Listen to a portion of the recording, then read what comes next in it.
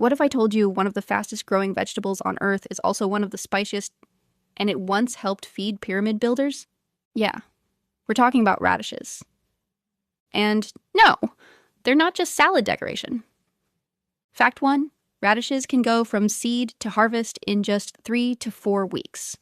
That's basically the speedrun champion of vegetables. Fact 2, they're about 95% water, which makes that spicy crunch even more dramatic.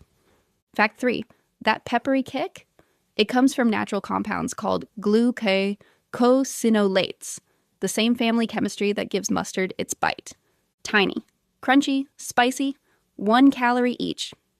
Yes, 1. Radishes are low calorie but packed with vitamin C, and they even support digestion thanks to fiber. And here's something most people don't know. You can eat the greens. They're totally edible and loaded with nutrients. Think radishes are small? Think again.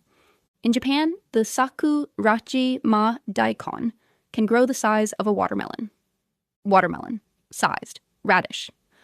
And in Oaxaca, Mexico, they literally carve radishes into sculptures during Noche de Rábanos, an entire festival dedicated to this vegetable.